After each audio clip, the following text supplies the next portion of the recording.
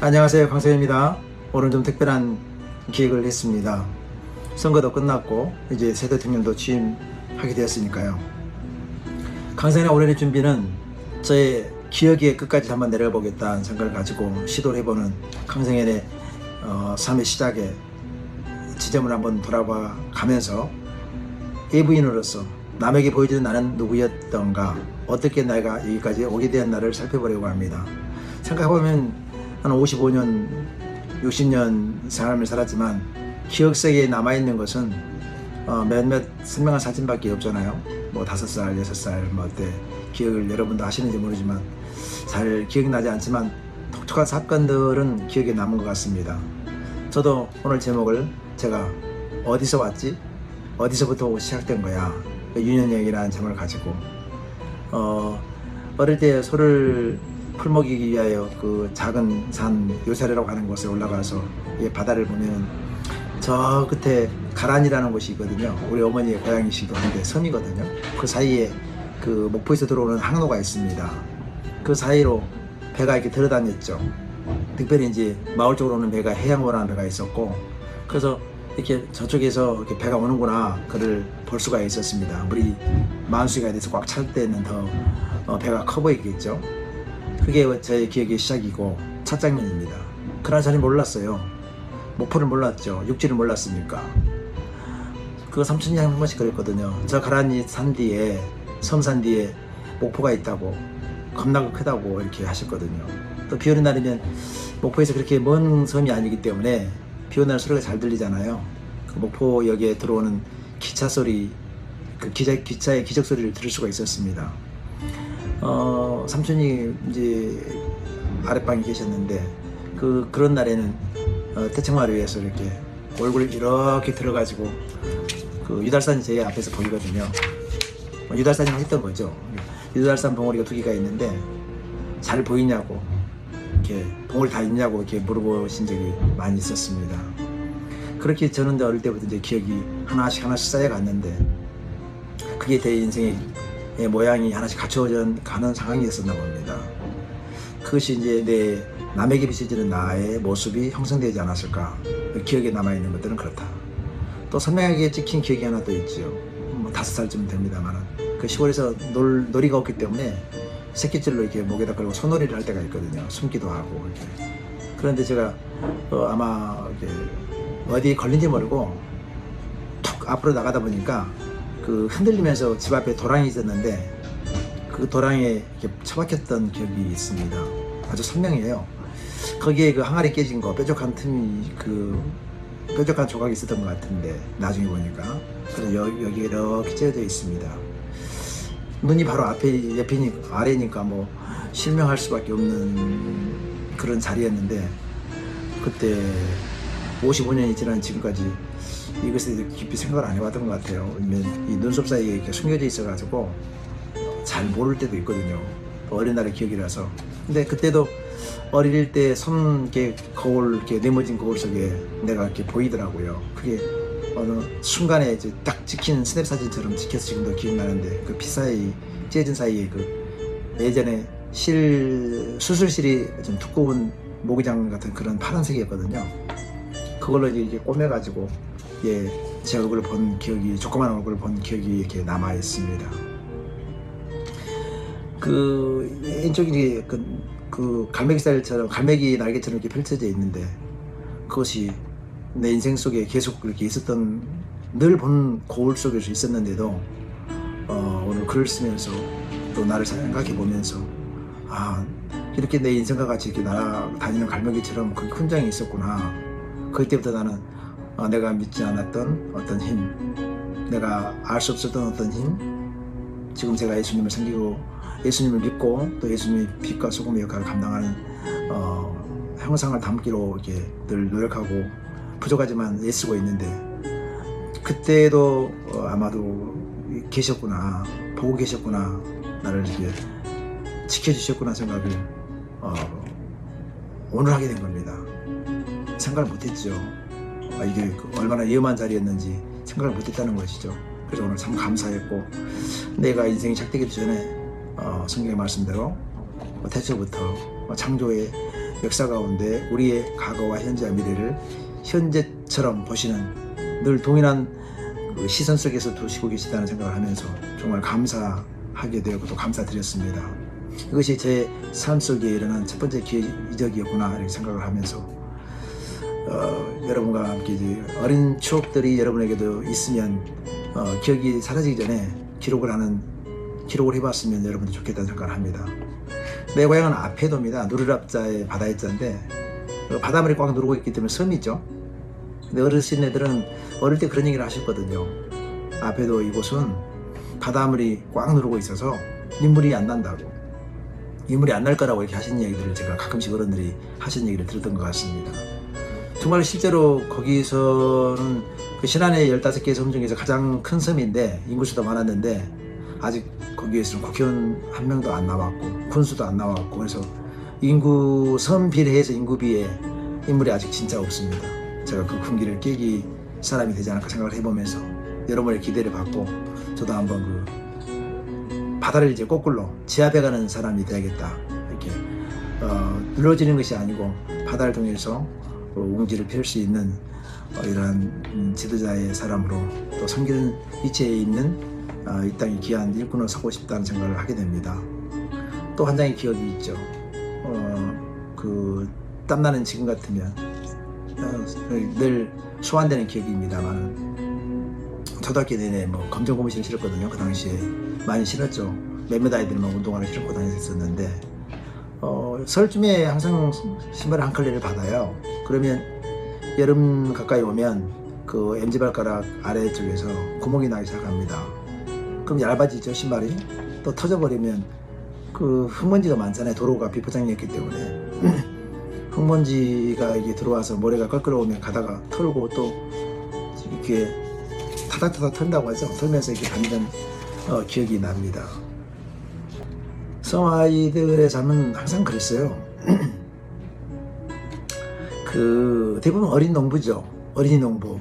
어른들의 그 일 가운데 포함된 일손이었기 때문에 부모님 손에 계수되는 거죠. 셋째가 언제 오지? 뭐 둘째는 언제 오지? 이렇게 해서 농사일을 이렇게 많이 하기 때문에 저녁에는 일손으로 분리되기 때문에 일을 참 많이 했습니다. 꼴도 베이는 것도 많이 했지만 밭에 기심도 메고 그 잡초도 제거하고 또 가을까지도 같이 하면서 거의 농부였죠. 여름이면 밭 하나를 맡아서 고구마밭 같은 경우에 한 700평, 1000평 넘게를 혼자서 맡아서 이게 김을 메우고 그랬던 기억이 많이 납니다.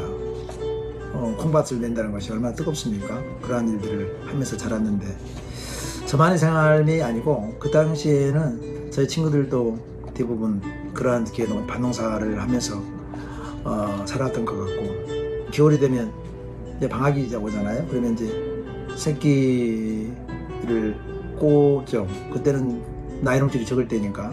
그리고 이렇게 지금같이 그 많은 그 줄들이 없었기 때문에 새끼줄 유행이기 때문에 어린아이가 새끼를 꼬아도 쓸 데가 많았어요. 그래서 아버지께서 이렇게 새끼 꼴 수 있는 집을 잘 이렇게 절구로 이렇게 부드럽게 해놓고 물을 이렇게 치워놓으면 이제 물이 빠지면 이제 제가 와서 그 하루에 새끼를 꼬고 한 살을 꼬야만 다른 일을 할 수 있는 그런 시간들을 많이 가졌었습니다. 뭐 공부해야 뭐 어떻게 하겠습니까? 공부에 관심을 갖고 있을 수도 없고 일꾼이니까 일꾼의 역할도 집안에서 뭐 청소하고 뭐 손을 돕는 일손이었기 때문에 아마 그렇게 살았던 것 같고 그것만 끝나는 게 아니고 이제 아래 헛간에 소가 있으니까 소는 밥 달라고 음매하고 또 추운 돼지 우리의 돼지들은 또 뭉클고 있다가 사람 소리 나면 꿀꿀거리는데 지금 생각해보면 동물들을 가축을 키우는데 너무 허술하지 않은 생각을 합니다. 구정물 그 쌀 씻고 난 물에 무슨 영향가 있다고 받아놨다가 주는데 감자 썩은 것들 지금 생각하면 참으로 미안한 일인데 그렇게 돼지를 키우고 팔고 또 설이 되면 잡아서 동네에서 나누고 했던 거 보면 아마 지금이 그래도 좀 가축을 기르는데 많이 복지라고 할까요? 한결 좋아졌다는 생각을 합니다. 이렇게 저희 삶의 시간들이 이렇게 어디로 관절했더만 천천히 생각해 보니까 그 시간 하나도 어디로 간 게 아니에요. 성경에도 그런 말씀이 있거든요.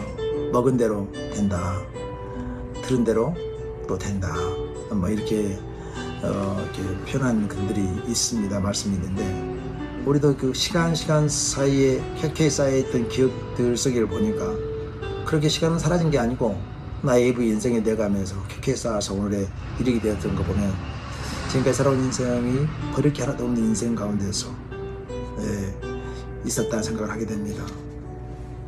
이런 거죠. 뭐 그 기억을 이제 압축하는 거죠.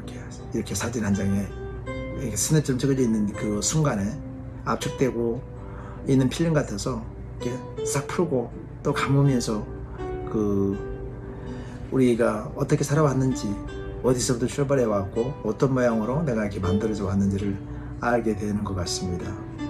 저는 유인의 사진 한 장이 없어요. 집안이 어렵기도 했고 또 그런 사진을 찍을 기회가 없었는지 유일하게 졸업할 때, 초등학교 졸업할 때 그 졸업사진 찍은 것이 있는데 늦가을에 우리 어머니가 꼬막을 잡아가지고, 겨울에도 꼬막을 많이 잡으셨거든요. 그 바다에 나가서 꼬막을 이렇게 한 달에 잡아가지고, 아마도 그 당시 버스가 가끔 있었기 때문에 목포까지 가려면 도선장까지 가는데 한 1시간 반? 2시간까지 걸으셨던 것 같은데 한 30리 정도 되나봐요. 4, 5km, 6km 되니까. 그래서 목포 도선장에 이제 넘어가면, 목포에 가면 이제 시장에다 그걸 팔고 오셔가지고 오면서 아마 시장에서 추리닝 한 벌씩을 사왔던 것 같습니다. 1년에 한 벌 정도 되겠죠. 그거 사오면 그걸 입었던 기억이 납니다.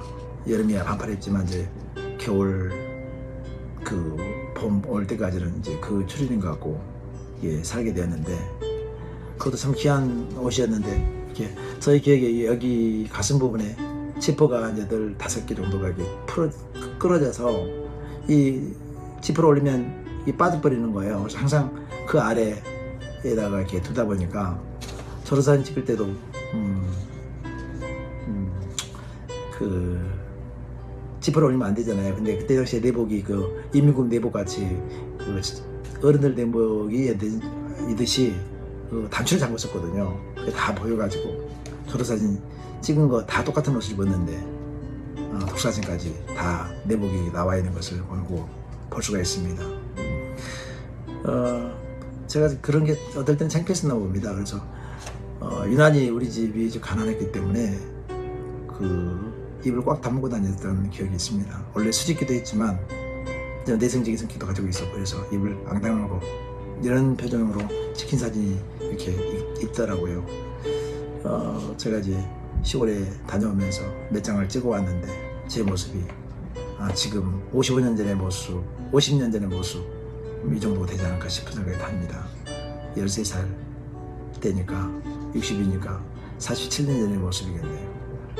이렇게 성장한 걸 보면서 예부적인 모습이 나의 예부가 이렇게 출발되었구나, 오늘 한번 깊이 생각 좀 해보면서 이제는 예부적인 모습이 부모로부터 나온 그 모습, 그 사람의 모습이라고 하면 이제부터는 내부를 충분하게 채우는 사람이 되야겠다 생각을 하게 됩니다.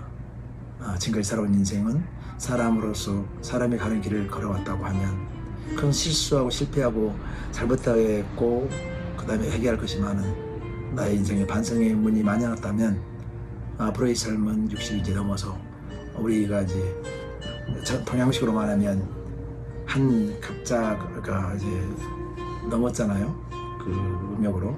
그래서 새로운 한 살이 이제 시작됐다고 생각하는데, 저의 남은 인생의 그 내면의 충만함, 이것은 이제 우리 믿는 자들에게는 이제 성령의 충만함이라고 하고 또 하나님의 역사를 담은 사람이라고 하는데, 그것을 이미 보여주신 분이 있기 때문에 주님께서 보여주신 그 삶, 사랑하는 삶, 그리고 서로를 아끼는 삶, 그리고 하늘의 뜻에 순종하는 삶, 또 타자를 위해서 사는 삶, 하나님이 기뻐하시는 일, 그러한 일들 속에서 살았으면 하겠다는 생각을 갖고 여러분과 저 유년의 시간을 나눠보면서 여러분께서도 윤희의 기획들이 생각나거든.